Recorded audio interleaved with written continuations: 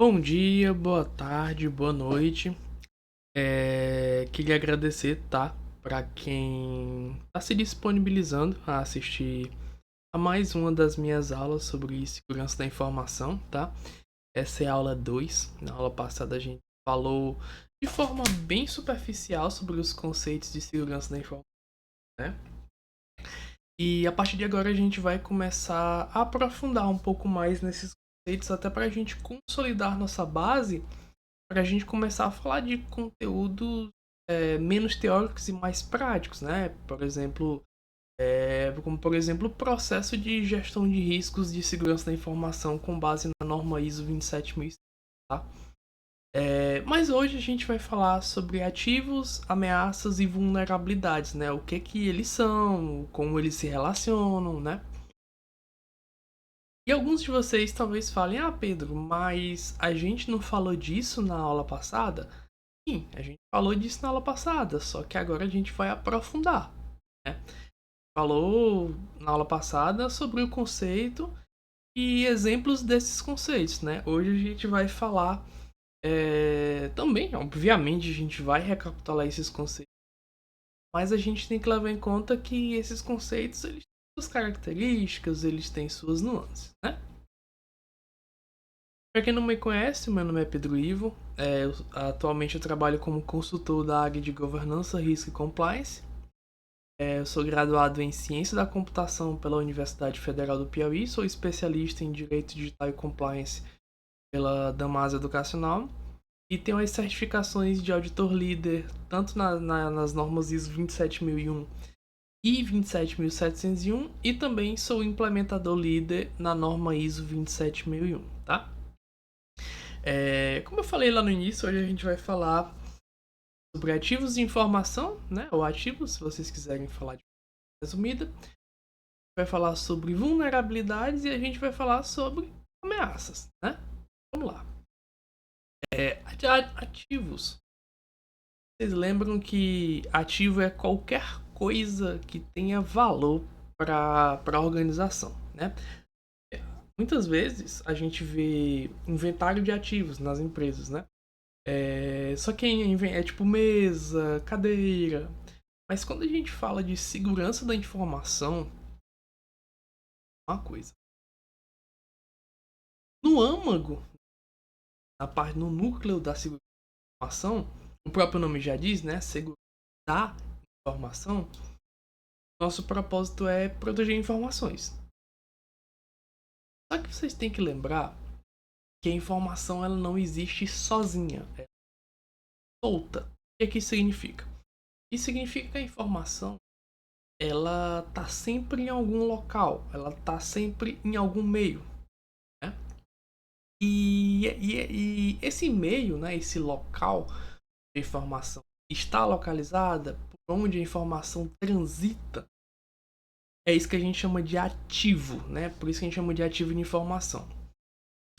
E assim, ativos, eles podem ser tangíveis ou intangíveis, né? Tem como ativos tangíveis construções, né? O espaço físico onde a gente localiza, as pessoas, os computadores, né? Servidor, mídias. Isso são ativos tangíveis, né? Você interage com a existência deles acaba tendo uma forma definida. Mas a gente também tem ativos intangíveis. Marca, empresa, a reputação, reputação da reputação, mas é para ser reputação da organização. Né? Sabe que existe, né? Pode ser afetado um acidente, um vazamento, a imagem, né, da organização, mas você não toca, aquilo não tem uma forma definida. Tá vendo quando que aquilo existe e que aquilo pode ser afetado por um incidente, né? Pode ser afetado por um evento negativo, né? Pelo risco, né? E esses ativos, eles são o nosso pontapé inicial. Porque como que eu protejo a informação se eu não sei? Primeiro, quais são as informações, né? E onde essas informações estão? Fala disso, a gente está falando de ativos. Até porque a própria informação ela é um ativo. A diferença é que ela tá em algum meio, ela tá numa rede, ela tá num computador, ela tá na mente de uma pessoa, né? As pessoas são ativas, elas guardam informações, transitam informações. Para que a gente compreenda melhor sobre o que a gente está falando, eu trouxe um exemplo aqui para vocês, né? Essa apresentação que eu faço, né, para as aulas, ela é feita no Canva. E vamos pensar em todo o fluxo que essas informações fluem para que eu consiga acessar o Canva e acessar essa apresentação, né? No caso, eu baixei ela, ela está em formato PDF, mas eu faço elas no Canva. Então cá estou eu, né, usuário, né, do Canva, e eu tô aqui acessando o meu notebook, né? E esse meu notebook ele tá conectado a um roteador. É o roteador do meu provedor de internet. Mas para o meu roteador ele chegar, né, até o meu provedor de internet, e pode ser, seja lá qual seja, ele tem toda uma série de cabos de rede, né, cabos de fibra ótica, né? E o que acontece? O Canva ele é um sistema, né? Ele está rodando em um servidor. E esse servidor, né? Provavelmente até pelo tamanho do Canva, ele não deve ser Prime em alguma empresa, mas assim, de qualquer forma, esse servidor ele está numa estrutura. Geralmente é um data center. Né? Ele fica lá com vários servidores, com vários geradores de energia elétrica. Tem ar-condicionado, né, para resfriar, para que ele não superaqueça e acabe danificando a disponibilidade do Canva, né? E data center ele tem toda uma instalação física, né?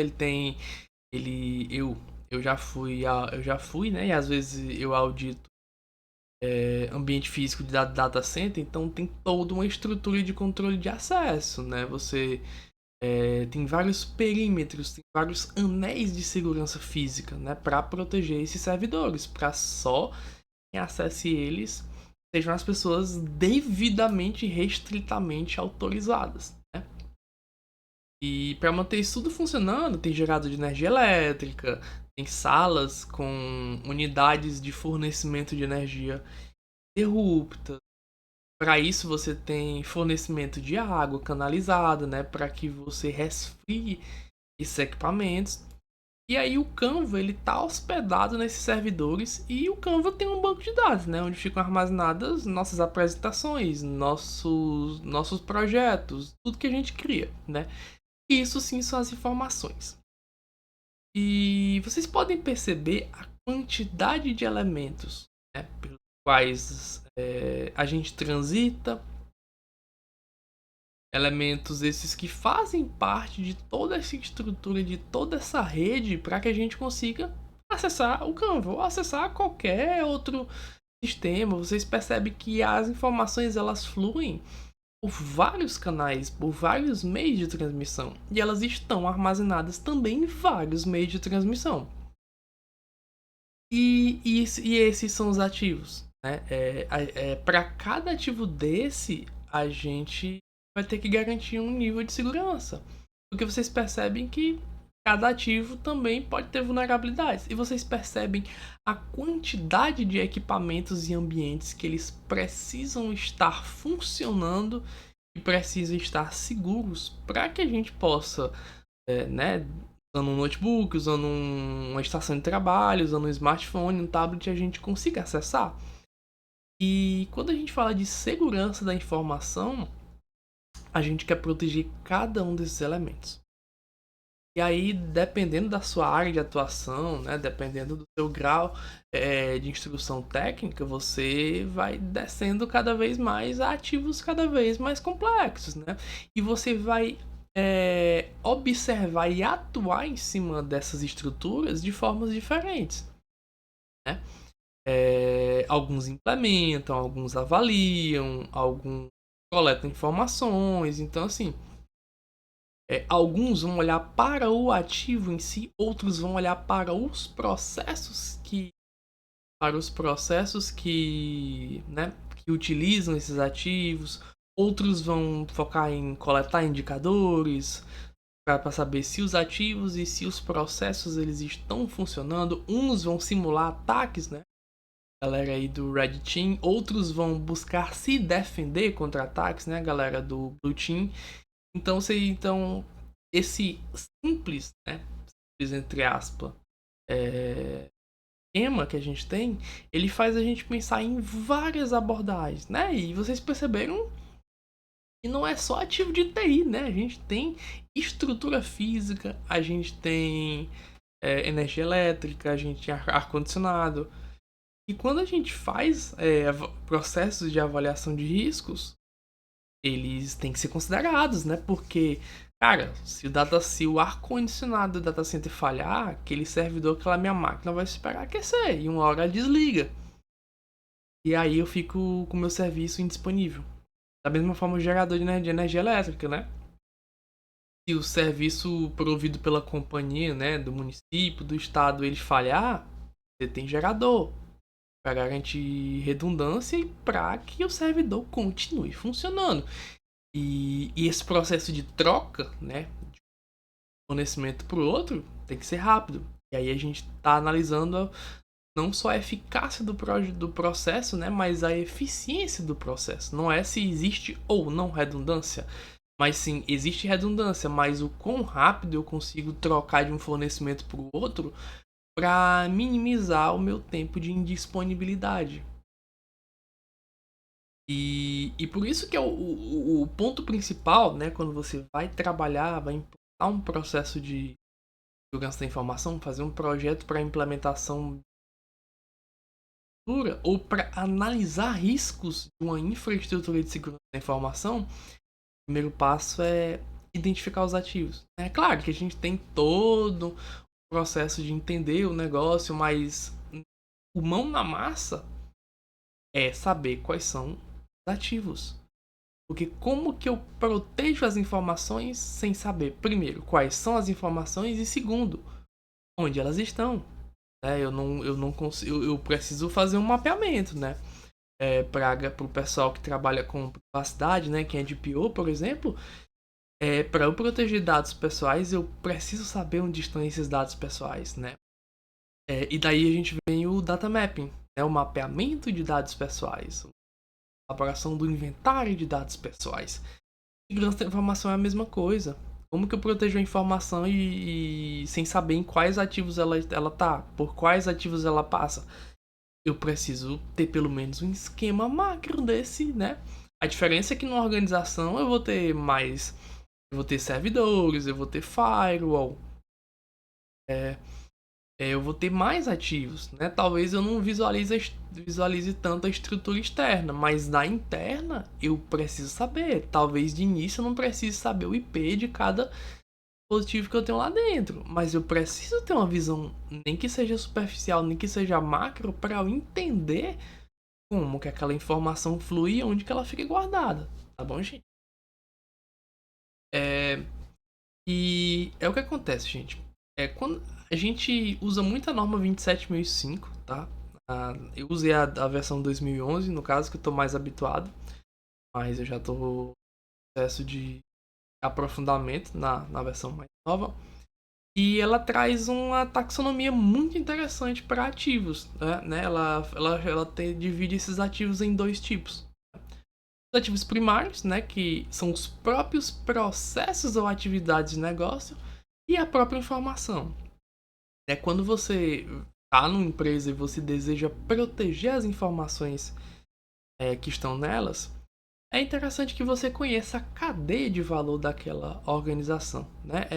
Que atividades, que processos, que departamentos se integram para gerar valor. Assim, qual que é o serviço principal daquela organização e quais sequências de processos, nem que seja de forma macro, são necessárias para que eu pegue a necessidade do meu cliente, eu transforme aquilo em serviço, eu transforme aqui, eu gere o produto que eu vou comercializar para ele, né?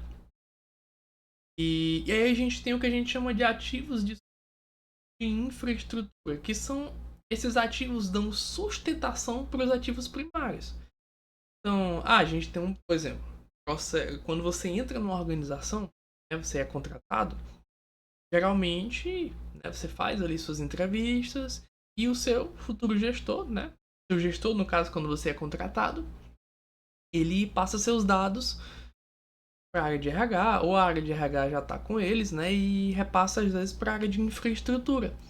E essa área de infraestrutura, né, o TI de forma mais generalizada, ela vai fornecer seus acessos, né, e aí a gente tem um processo de concessão de acessos, né, aos sistemas, a banco de dados, a plataformas.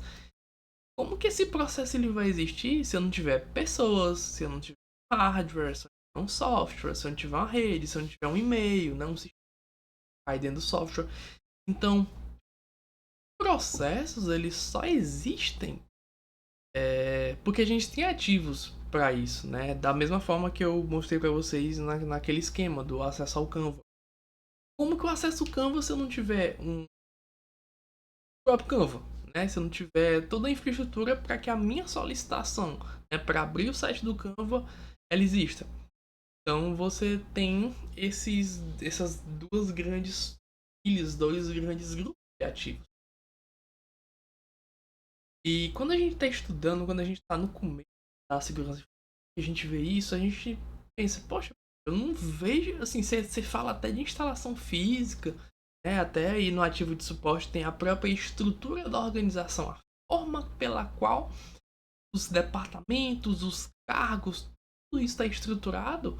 Ah, Pedro, mas eu acho que um hacker ele não vai pensar nisso. Mas será, gente? Será que ele não vai? Porque assim, a gente pensa sempre no filme Matrix, pensa no Robot, mas assim, por exemplo, os hackers que focam em engenharia social, né, já vi casos onde eles descobrem uma pessoa que tem um cargo X, então obviamente ela tem alguns acessos, às vezes descobre quanto ela ganha, e até descobrem, por exemplo, ela tem um membro da família que está doente para tentar convencer ela a fornecer um acesso em troca de dinheiro. Então, assim, são vários tipos de ativos. E então, assim, outro ponto se vocês forem, principalmente quem atua com GRC, faz o que a gente chama de processo de avaliação, né, de gestão de riscos e de segurança da informação. E o primeiro passo é identificar ativos. Todos esses ativos. Não é porque é risco de segurança da informação que algumas pessoas ainda confundem com tecnologia da informação que eu vou focar só em ativo de TI, gente. De que adianta eu ter servidor que é muito bem protegido, isolado, ali ele tá num segmento segregado da rede, e a sala onde ele fica é facilmente acessível. De que adianta eu proteger tecnicamente se alguém pode chegar nele e literalmente chutar ele, né?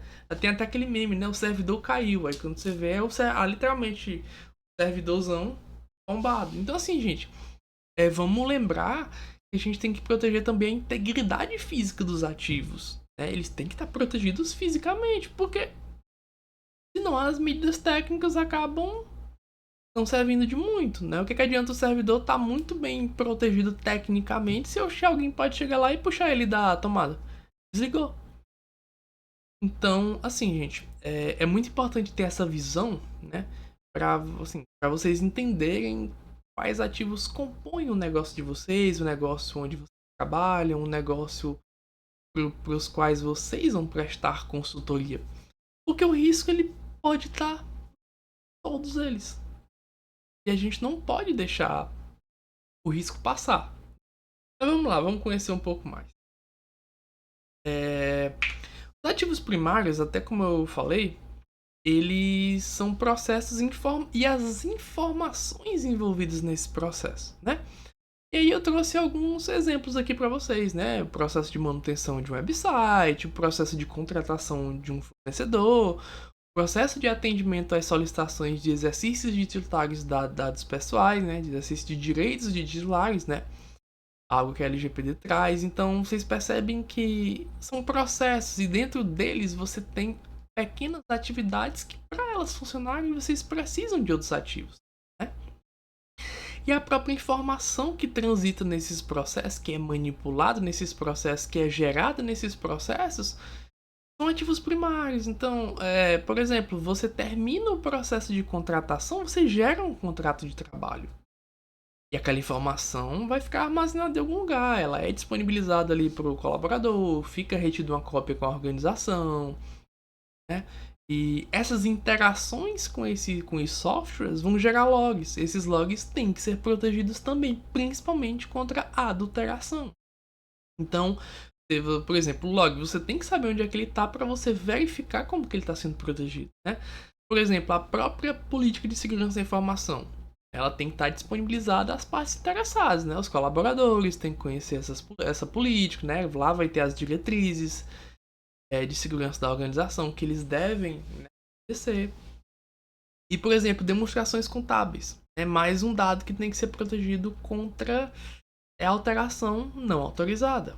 Então, você tem que conhecer onde que ele fica salvo. Às vezes está num sistema de um terceiro. Ou seja, não está dentro de casa, não é você que configura, não é você que desenvolve, não é você que dá a manutenção. Então, será que ele está protegido mesmo? No contrato do seu fornecedor, no contrato desse provedor desse sistema, tem alguma cláusula para você auditar ele, pedir uma evidência de que aquele sistema é seguro? Porque lembra, não é porque o sistema não é seu que você não tem que proteger. Na verdade, eu digo que é até uma carga de responsabilidade maior. Porque no momento que você confia num prestador de serviço para ele guardar suas informações, você tá. Como você que está escolhendo, você basicamente está assumindo que ele é seguro. Né? E se acontecer alguma coisa, é culpa dele? Sim, juridicamente vai ter ali aquela parcela de culpa dele, mas foi você que contratou. Se você não fez nenhuma análise, você fez uma análise que não foi suficiente, talvez você possa ser penalizado.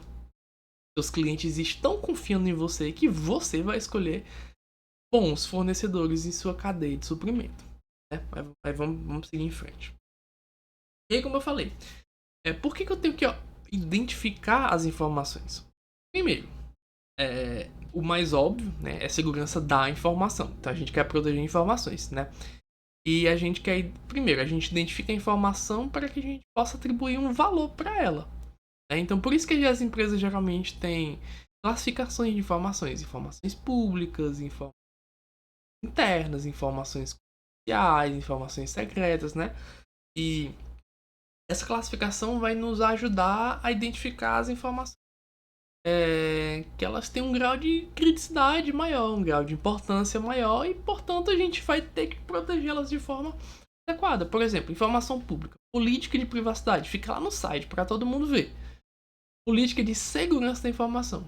Às vezes é pública, mas geralmente é interna. Opa, ela é interna, então eu tenho que restringir o acesso apenas no meu ambiente interno. Ou seja, a gente tem mecanismos de segurança que a gente tem que adotar para que esse critério, esse requisito da minha informação seja atendido. E aí a gente entra nos ativos de suporte, né? Vocês lembram que os ativos de suporte ou de infraestrutura são eles que dão sustentação para os meus processos? E aí vocês lembram que tem vários tipos, né? Por exemplo, hardware, o meu laptop, né? A máquina em meus servidores, microcomputadores, impressoras, né? Vamos lembrar que hoje em dia é muito comum impressora conectada à rede.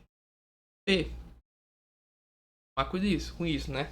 E eu vou muito mais longe. Impressora TIP e ser conectada à rede já é algo que não é tão novo, mas hoje em dia a gente tem lâmpada conectada à rede. A gente tem sensores de temperatura, então a gente tem uma vastidão muito maior de ativos que estão conectados à rede e eles podem ser um alvo para agentes de ameaça, né? A gente tem fita de backup, né? As organizações ainda usam fitas de backup, principalmente pela capacidade de armazenamento e papel, gente. Sim, papel também é hardware. Então, aquelas empresas que têm aqueles amontoados de operações contábeis ainda em papel, documentos de colaboradores, contratos. Isso tem que ser protegido também, gente. Tem informações ali, muitas vezes, valores ali. Gente, não é jogar esse papel em qualquer canto. E dando prosseguimento, né? Software. Cara, sistema operacional, Windows, Linux, tem que proteger isso. Você tem que segurar eles de uma forma segura. Ferramenta de ITSM, né? Essa é gestão de serviços de TIs, ferramenta de ERP, aplicativo em dispositivo móvel, né? É algo que atualmente dá muito problema, porque são poucas as empresas que têm um ciclo de desenvolvimento seguro, então geralmente elas focam no sistema funcionar, mas só posteriormente elas incluem segurança. Então a área de segurança em aplicações é algo que tá crescendo bastante. Gente, os ativos de rede, né? As próprias interconexões que eu tenho entre ativos, eu tenho que proteger também, né? E eu falo proteger, por exemplo, o próprio cabeamento, né? Eu tenho que deixar ele isolado para não ter interferência. Porque interferência pode dar um problema, pode gerar uma indisponibilidade. E vamos lembrar que indisponibilidade também é um problema. Não é porque o meu dado não vazou, não é porque o meu dado não foi adulterado, mas ele ficou indisponível que eu não tenho problema. Principalmente quando a gente falar, né? Talvez eu crie uma playlist só sobre a parte de privacidade. Dados pessoais. O dado pessoal ele é meu. Eu tenho que ter acesso a ele quando eu quiser. Eu for devidamente autorizado. Então precisa de disponibilidade, né? E seguindo em frente a gente tem recursos humanos, né? Aqui a gente entra numa seara muito interessante. Eu não consigo instalar um antivírus na cabeça de uma pessoa. Eu não consigo instalar firewall na cabeça de uma pessoa. Então nosso cuidado ele acaba tendo que ser dado, né? Quando eu dou muitos acessos para uma pessoa, né? Isso eu nem tô falando de organizações que têm processos ruins de concessão de acesso. Dependendo do seu cargo, você vai ter mais ou menos acesso. Quanto mais acessos, mais controles você tem, né? Então, e por que eu falei da questão da estrutura da organização? Dependendo de onde você está localizado na estrutura da organização, você pode ter mais acesso. Isso verticalmente, falando de senioridade, ou horizontalmente, falando de áreas, né? Você, assim, às vezes você é gestor gerente da área de TI. E lá dentro de TI tem infraestrutura, cibersegurança, suporte, né? Helpdesk. Então você vai ter informações, às vezes até estratégicas e de segredo de negócio, bem com a criticidade, né? Com a classificação bem mais alta. Por exemplo, você não pode usar uma senha de 8 dígitos 2, 3, 4, 5, 6, 7, 8 A. Você não pode. Precisa de mecanismos mais restritos para garantir essa segurança, né? Porque você tem mais acessos, tem mais visão, mais informação, né? E aí, vamos lembrar que as instalações físicas, elas também ativas, precisam ser observadas, tá? E a ISO 27005 ela é muito interessante porque o que acontece? Ela traz a visão, né, para ativos instalações físicas do ambiente externo, né, que são localidades que as medidas de segurança não podem ser aplicadas. Vou dar um exemplo. Você é uma empresa e a sua modalidade de serviço é home office, né? O que acontece? O lugar onde a pessoa está trabalhando, o quarto dela, o lar dela, sobre isso. Estar presente nem tem poderes para torná-lo mais seguro. Então por isso que a empresa investe em segurança do laptop, né? O laptop ele apaga, né? Ele estado de espera ali em menos tempo, exige-se uma senha mais complexa, né? Então você faz-se conscientização com mais frequência.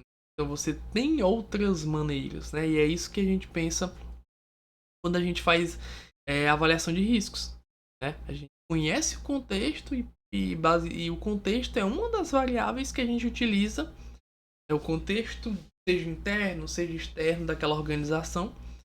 E isso a gente leva em conta para propor controles, né? Mas não só isso, gente. Às vezes sua empresa tá localizada num ambiente X, né? Às vezes tá perto de um rio. Cara, você não controla se o rio vai inundar ou não. Agora, se você sabe que aquele rio inunda, você não vai colocar o seu data center, por exemplo, no térreo. Você não vai. Você não vai, ao menos eu espero, fazer com que os seus ativos se tornem mais suscetíveis a perigo, né? Outra coisa, instalações de fornecedores ou parceiros. Cara, você não controla o que vai acontecer lá. Mas você pode estabelecer contratualmente, né? Ali entre as partes, você pode fazer auditorias físicas para ver se aquele ambiente é seguro. Não é você que vai implementar os controles, mas você pode auditar para decidir prosseguir ou não com essa relação contratual, né? Mas aí a gente tem um ambiente que você controla, né? O seu prédio, os seus escritórios, né? O ambiente data center, seus circuitos elétricos, né? Fornecimento de água, saneamento, esgoto. Cara, imagina se o esgoto estoura e pega numa fiação, dá um curto. Você vê o escopo de coisas que você precisa observar para que a segurança da informação seja mantida é um escopo bem amplo, né? E vamos lembrar que tudo isso precisa de energia elétrica para funcionar. Geralmente não, sala de data center é uma sala que tem que ficar gelada. Geralmente tem um sistema de purificação de ar para ser ar frio e seco, então são várias variáveis que não são de TI, mas você tem que observar, né? Porque a segurança da informação não é uma área de TI, mas é conectada com TI. Né? E a própria organização, né, gente? O corpo administrativo, o organograma daquela empresa, como que as áreas estão geridas, né? Por exemplo, tem um departamento pessoal que está sob a gestão de recursos humanos. Como eu falei anteriormente, por exemplo, tem infraestrutura, cibersegurança e helpdesk sob uma gestão de TI. E a forma pela qual você reporta e para quem você reporta, isso influencia muito, né? Vou dar um exemplo para vocês, né? Ainda puxando um pouco da sardinha para a privacidade. Na privacidade a gente tem uma figura chamada encarregada de produção de dados. As boas práticas, né? Algumas regulamentações exigem que ele reporte para a alta direção. Então ele não pode estar sob a gestão de TI, por exemplo. Tem que ele, se for, tem que ter tipo um C-level de TI, alta direção. Então a forma pela qual o organograma de uma empresa está montado vai ter suas influências em como a informação ela está sendo mantida segura, tá? E outra coisa, fornecedores, né? Eles são ativos organizacionais.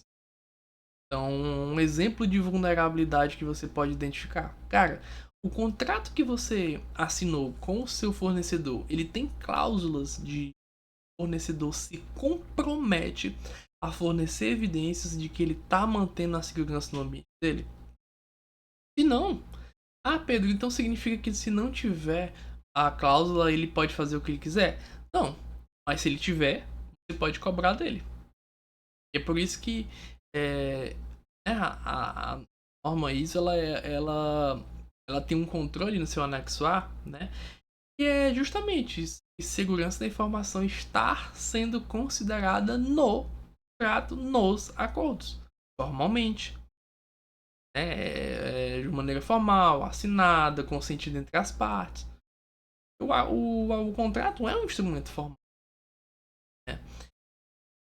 E lá você coloca a responsabilidade. Não, se acontecer um incidente no ambiente lá do fornecedor, ele tem tantas horas para me comunicar. É um SLA, né? Um outro de nível de serviço. Ele está se comprometendo. Então, isso traz até qualidade pro serviço. Por quê? Cara, você me comunica ali um incidente em 2 horas para que a gente possa tomar as tratativas para evitar que esse incidente se alastre, para evitar que perdas financeiras sejam minimizadas ou até evitadas. Então vocês percebem a importância de um pedaço de papel, entre aspas, né? Não é um pedaço de papel, vai estar no formato PDF também. Mas brincadeiras à parte, você percebe que segurança da informação ela puxa para o jurídico, puxa para projetos, puxa para facilities, né? Galera que mantém segurança patrimonial. Então vocês têm que se permitir expandir o campo de visão de vocês para que vocês possam identificar riscos. Tá? E aí, gente, vamos falar um pouco mais sobre vulnerabilidades, tá? Então, assim, vamos recapitular. Vulnerabilidade é a fraqueza de um ativo ou de um controle aplicado sobre o ativo. Às vezes você implementa o controle e esse controle vem com a vulnerabilidade. Por isso que você não olha apenas para eficácia, né? Não é só estar ali atendendo uma norma, estar atingindo o objetivo. Não. E, por exemplo, gestão de incidentes. Não é ter só uma política, não é ter só um processo de resposta de incidentes. Ele tem que ser também eficiente. Que adianta o seu incidente crítico você ter um SLA de 2 dias para lidar com ele. Em 2 dias esse incidente pode fazer muito estrago. Então ele tem que ser eficiente também. Por isso que geralmente você faz análises não só tem ou não controle, mas sim da qualidade desse controle. Porque, recapitulando, o próprio controle, a própria medida de segurança pode também ter vulnerabilidades, tá? E é interessante também a gente ter essa visão por ativo, né? Por tipo de ativo. Então, assim, por exemplo, ativo de hardware, gente. Cara, a manutenção dos seus computadores, né? Aquela poeira que acumula, aquela ausência de trocar uma pasta térmica, isso pode causar problemas. Isso pode fazer seu hardware não funcionar. Outra coisa, armazenamento não protegido. Gente, como eu falei lá do papel, tem que guardar o papel num lugar seguro, né?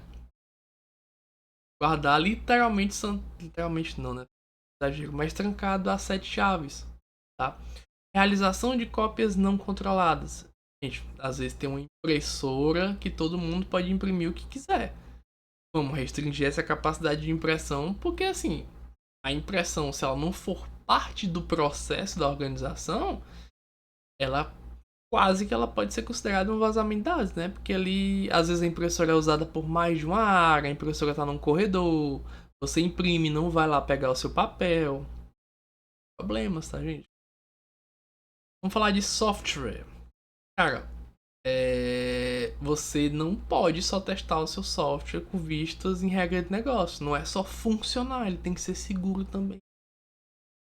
Até, até aquelas mensagens de erro que vocês exibem, né? Eles exibem no software, vocês têm que tomar cuidado, porque às vezes você tá num site, ele dá problema e vem aquele, como é, stack trace, né? Aquelas exceções ali, e isso pode dar informações sobre o funcionamento interno do seu software.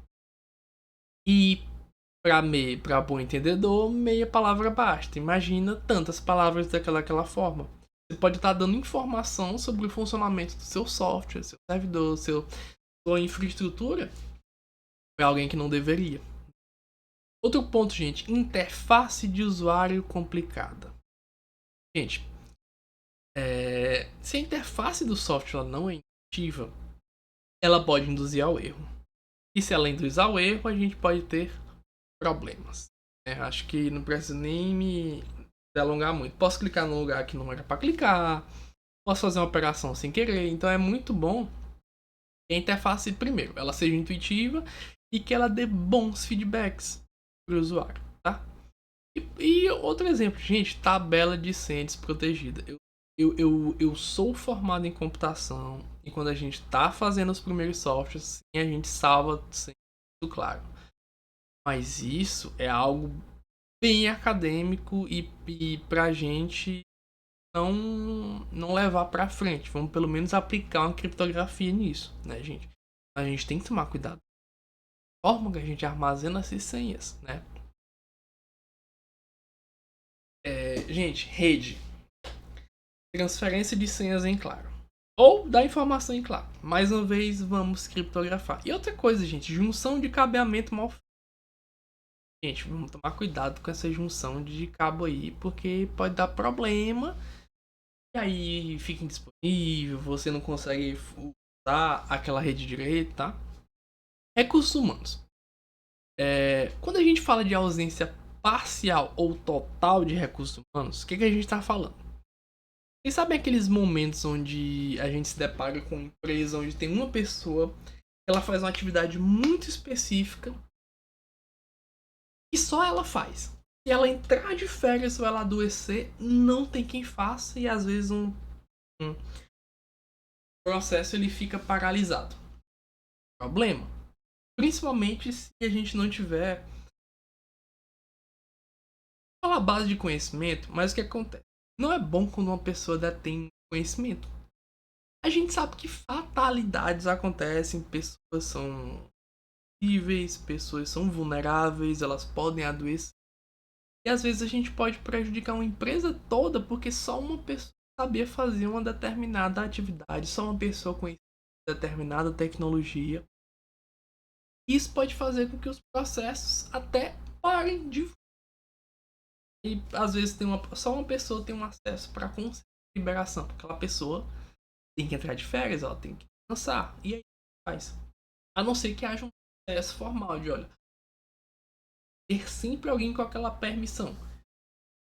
Mas a gente sabe que geralmente não é assim, né? Treinamento insuficiente em segurança. E conscientização. Gente, a gente tem que ensinar os nossos colaboradores sobre segurança, né? Por exemplo, fazer um treinamento sobre phishing, né? Ensinar eles a identificar e-mails, identificar mensagens que eles recebam que potencialmente possam ser um phishing.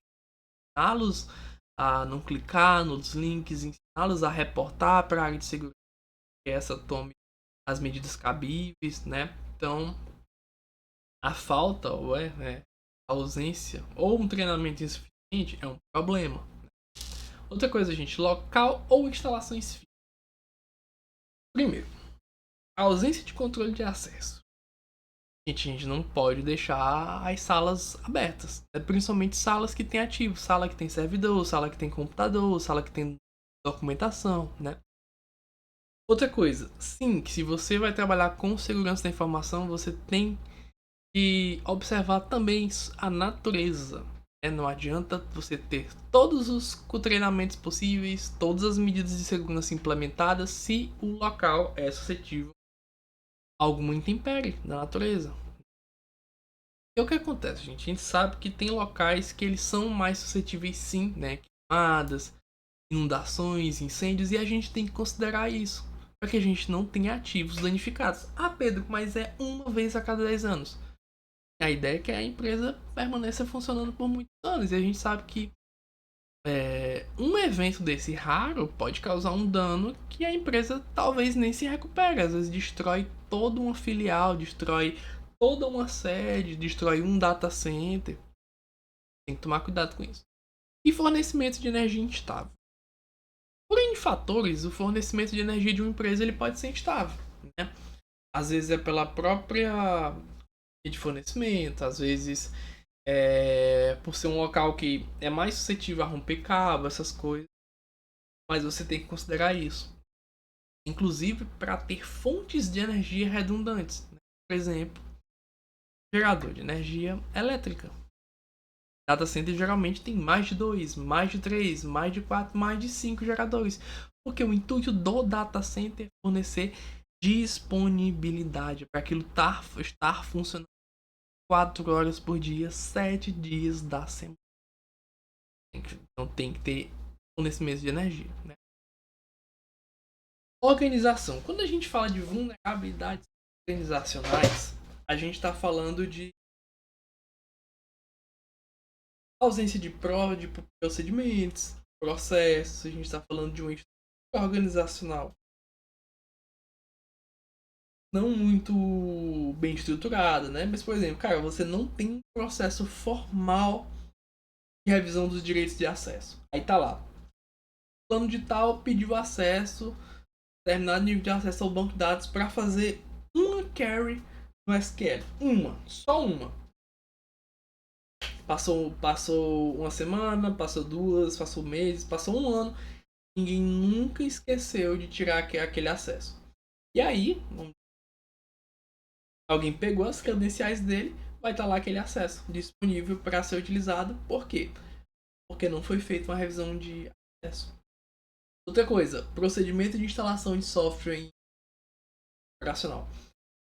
Gente,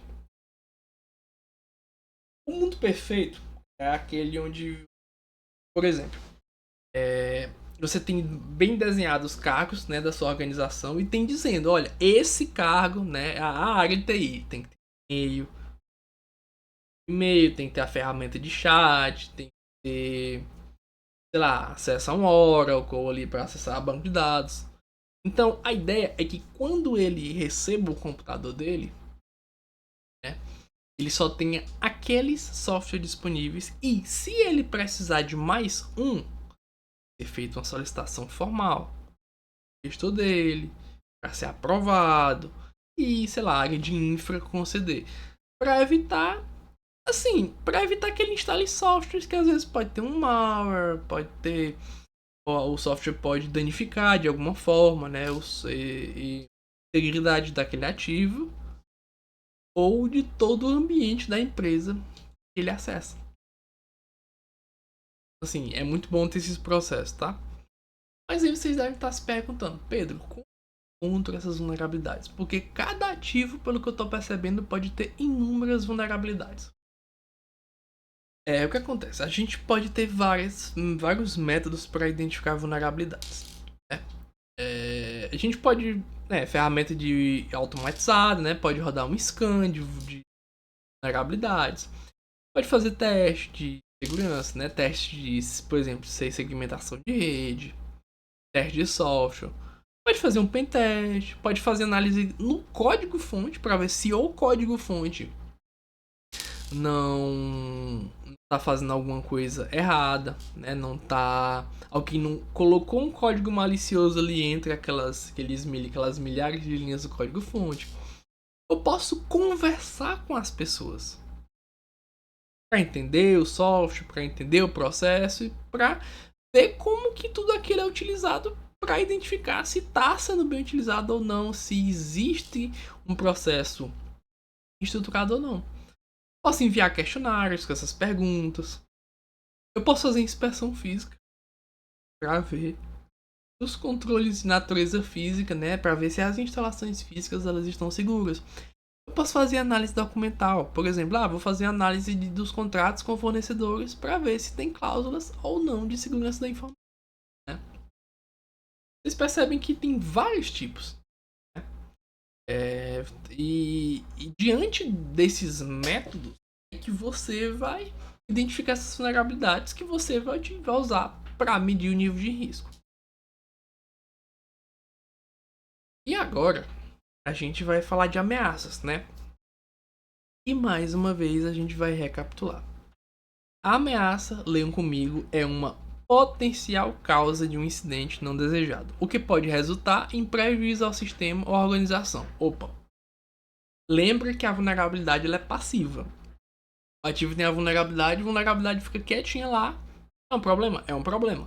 Mas, para isso se configurar num incidente, né, o risco materializado, alguém se aproveitar dessa vulnerabilidade.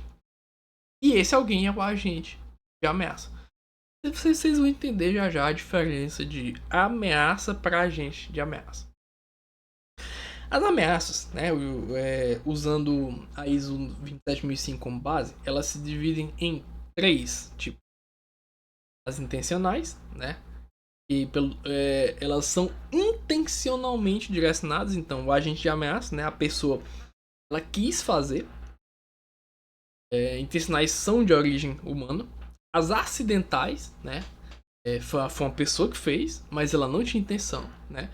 Até um tempo que eu lembro que, sem querer, uma pessoa da limpeza desligou um servidor. Um servidor? Uma geladeira, alguma coisa assim, que mantinha informações de pesquisa. Cara, eu fiz sem querer. Sem querer, ela desligou, bateu ali com a vassoura. É uma coisa assim. Foi acidental. Não foi. Não foi. Não foi a intenção dela. E as ameaças naturais são eventos que eles não são provocados por ação de seres humanos. Vocês vão entender melhor, mas a gente falou anteriormente de furacões, inundações, né, terremoto, atividade vulcânica. Tudo isso são eventos naturais que podem causar danos aos nossos ativos, né, ou a rede de cabeamento elétrico, ou a rede de internet, a rede de telecomunicação, e pode afetar o negócio da nossa empresa, né? E aí, gente, vamos trazer exemplo, né? A gente tem o exemplo da ameaça fogo.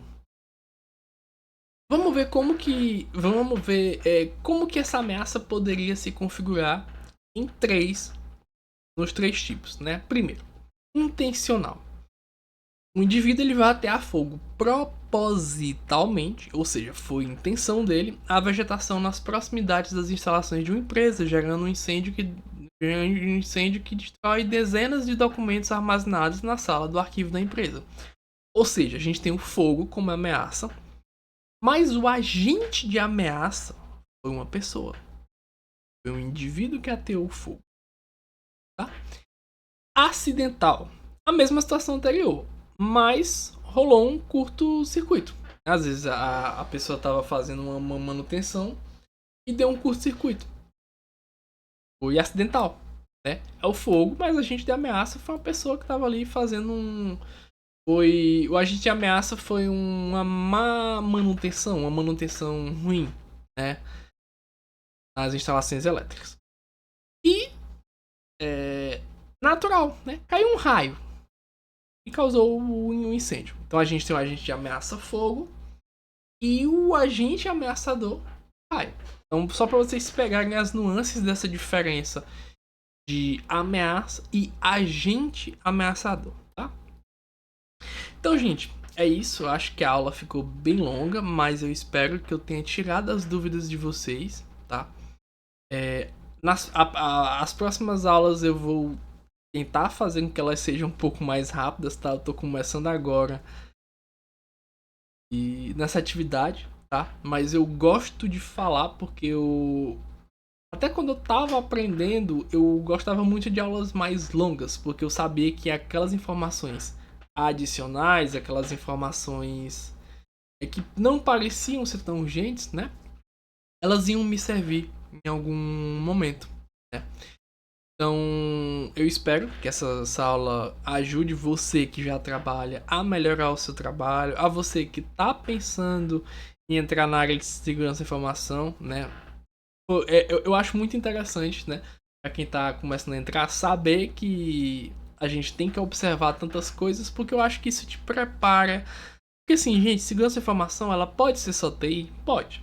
Tem vertentes que é pura TI. Mas tem vertentes que não. Então acho bom vocês conhecerem a realidade agora. Porque vai que você não quer seguir 100% com TI, como é o meu caso, e você se encanta por essa parte processual, por essa parte de governança, por essa parte de compliance, que é a área na qual eu sou especialista. E aí a segurança da informação me recebe de braços abertos, tá? Como vocês percebem, tem espaço para todo mundo. Mas tem que ler muito. E é isso, gente. Sintam-se à vontade para me seguir no LinkedIn, tá? No momento é a única rede social que eu tô usando em caráter de criador de conteúdo, em caráter profissional. Mas eu agradeceria muito se vocês se conectassem por lá, tá, gente? Bons estudos e, mais uma vez, bom dia, boa tarde, boa noite, tá? Obrigadão, gente. Tchau, tchau.